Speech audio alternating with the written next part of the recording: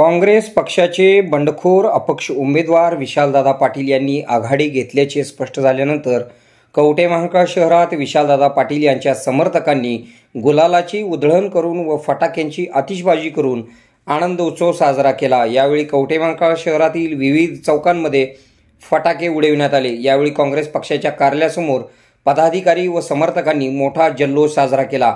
यावेळी काँग्रेस पक्षाचे ज्येष्ठ नेते प्राध्यापक दादासाहेब ढेरे यांनी दिलेली प्रतिक्रिया आपण पुढे पाहूया। आपल्या भागातील बातम्या पाहण्यासाठी आमची न्यूज चॅनल सबस्क्राइब करा व लाईक करा। मुख्य संपादक कुणाल कोटावळे, के मराठी न्यूज नेटवर्क। सर्वप्रथम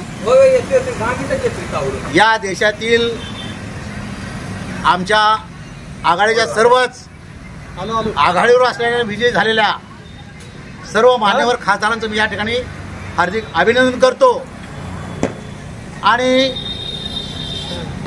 सर्व माता भगिनींचे, वडीलधाऱ्या व्यक्तींचे, तरुण पिढींचे, तरुण मतदारांचे मी सुरुवातीलाच या ठिकाणी मनपूर्वक विशालदादा पाटील यांच्या वतीनं आभार व्यक्त करतो।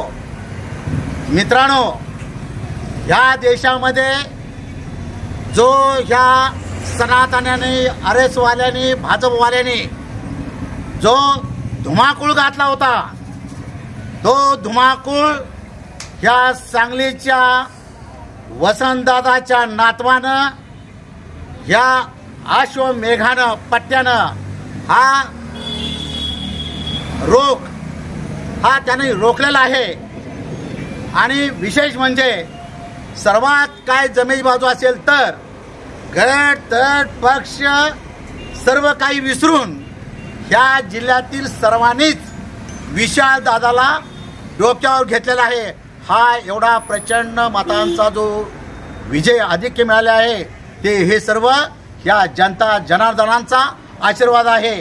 ह्या आशीर्वादावर जो कुणी सांगलीचं नामोनिशाण करायला निघाला होता तोच या ठिकाणी चितपट झालेला आहे।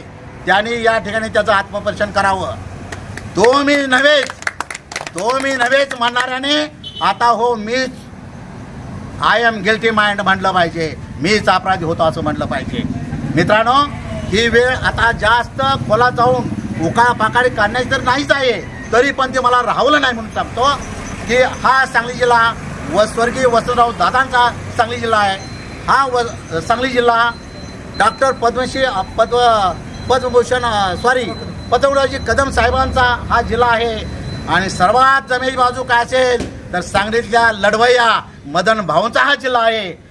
मागच्या दारानं नाही तर पुढच्या दारानं तीच गोष्ट मदन भाऊची आज ह्या विशाल पाटलांनी या ठिकाणी या रूपानं दाखवून दिलेले आहे। मी सर्वांचं आभार व्यक्त करतो, सर्वांना धन्यवाद देतो आणि अभिनंदन करून मी या ठिकाणी माझे 2 शब्द पुढे करतो। धन्यवाद।